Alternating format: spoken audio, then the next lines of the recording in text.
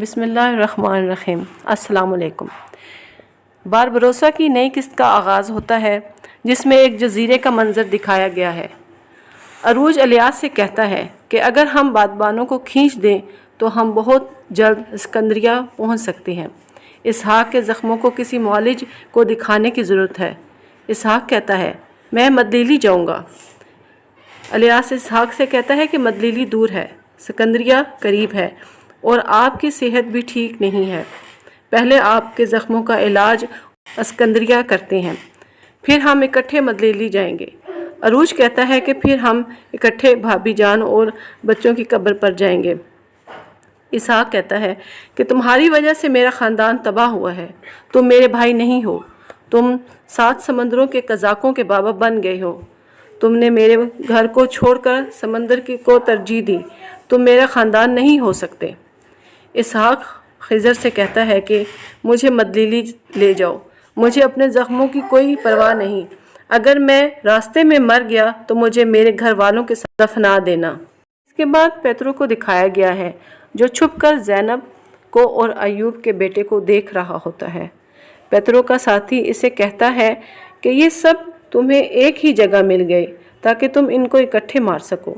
अचानक इसे एक और आदमी नज़र आता है जिसको देखकर हैरान होता है। वो एक ऐसा शख्स था जो उनके ख्याल में मर चुका था।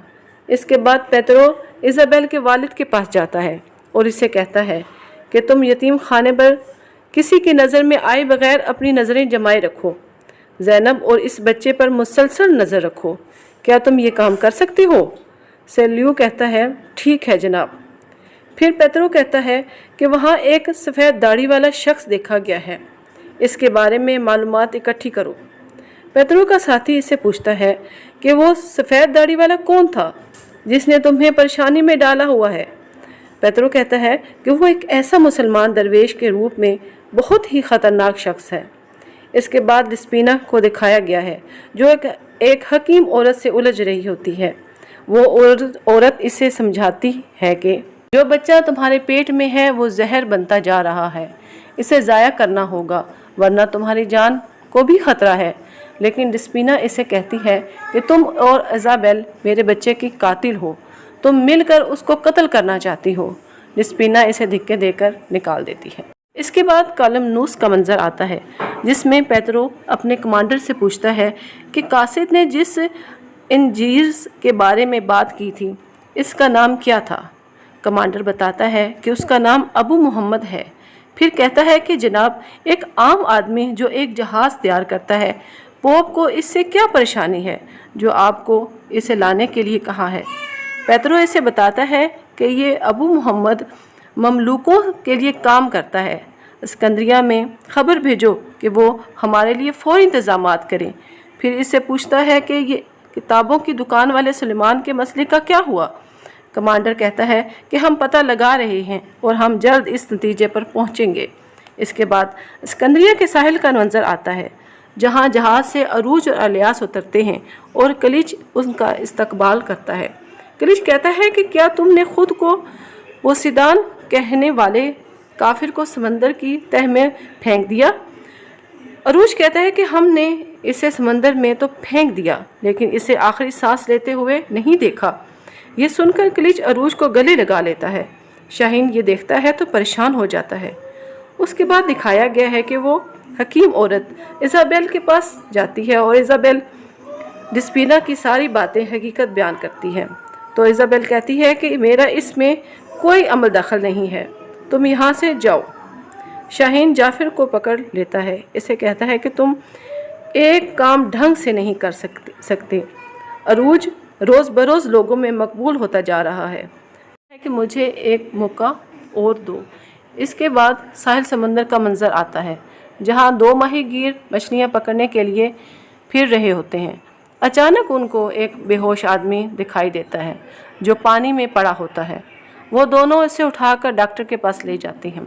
उसके बाद दिखाया गया है कि अरूज इलियास को बताता है कि वो बाप बनने वाला है। तो इलियास कहता है कि मैं बच्चे के लिए कोई चीज़ खरीद लूँ। अरूज कहता है कि पहले इसे पैदा तो होने दो ताकि पता चले लड़का है या लड़की। الیاس کہتا ہے کہ انتظار کرنے کی ضرورت نہیں ہے، بابا روج جیسے باپ کا بیٹا شیر جیسا بہادر ہوگا۔ میں جو لینے کی بات کر رہا ہوں وہ کپڑے نہیں بلکہ لوہار کے پاس جا کر ایک اچھی سی تلوار لیتے ہیں۔ اس کے بعد الیاس اور عروج گھر پہنچتے ہیں جہاں ڈسپینا ہوتی ہے۔ وہ ان دونوں کو خوش آمدید کہتی ہے۔ عروج ڈسپینا سے اس کی طبیعت کا پوچھتا ہے تو وہ بتاتی ہے کہ اسے متلی آنا شروع ہو گئی ہے۔ الیاس کہتا ہے کہ بھابھی میرا بھتیجا خیر خیریت سے ہوگا، جب وہ چلنا شروع ہوگا تو ہم اسے تلوار بازی کی تعلیم دیں گے، اور اگر وہ چلنے سے پہلے گود میں ہی گیدڑوں کو نہ للکارے تو میرا نام الیاس نہیں۔ اس بات پر وہ سب بہت خوش ہو جاتے ہیں۔ اس کے بعد مجلیلی کا منظر دکھایا گیا ہے جہاں اسحاق اپنی بیوی اور بچوں کی قبر پر بیٹھا دعا کر رہا ہوتا ہے اور پانی ڈال رہا ہوتا ہے۔ اس کے بعد یورگو کو دکھایا گیا ہے جسے ایک آدمی کہتا ہے کہ جب تک ہم یہاں ہیں کوئی آپ کا بال بھی بھیگا نہیں کر سکتا، آپ فکر نہ کریں۔ یورگو کہتا ہے جب تک دکان بند کر کے میں اس سڑک سے چلا نہ جاؤں میرے ساتھ رہو، میں ہر روز ڈراؤنے خواب دیکھنے کا ارادہ نہیں رکھتا۔ جب میں یہاں سے چلا گیا تو اسحاق مجھے تلاش نہیں کر سکتا، جتنی بھی کوشش کر لے۔ اتنے میں اسحاق یورگو کو دیکھ لیتا ہے۔ اسحاق یورگو کو کہتا ہے کہ تم قاتل ہو۔ یورگو کہتا ہے کہ تم سے کس نے یہ کہا ہے، غلط کہا ہے۔ یورگو اپنے محافظ سے لڑنے کو کہتا ہے۔ اسحاق اس کو مارتا ہے اور یورگو کو پکڑ لیتا ہے اور اپنی بیوی کی قبر پر لے جاتا ہے، وہاں اسے مارنے لگتا ہے لیکن یورگو بھاگ جاتا ہے۔ اس کے بعد سلیمان، خضر اور نیکو کو دکھایا گیا ہے جس میں سلیمان خضر سے کہتا ہے کہ تم نے کہا کہ یورگو کی تمہارے خاندان سے دشمنی ہے، لیکن کیا وہ اتنی جرأت کر سکتا ہے؟ نیکو کہتا ہے کہ یورگو کو پکڑ کے اس کا منہ کھلواتے ہیں، لیکن سلیمان منع کر دیتا ہے۔ پھر سلیمان پوچھتا ہے کیا یہ بات اسحاق جانتا ہے؟ تو خضر کہتا ہے نہیں۔ اس کے بعد ایک دواخانے کا منظر آتا ہے جس میں ٹیو خاتون سے پوچھتا ہے کہ اس کو کسی نے دیکھا ہے؟ تو وہ کہتی ہے کہ کسی نے نہیں دیکھا، جیسے ہی ماہی گیر اسے لے آئے تو میں نے آپ کو خبر کر دیا۔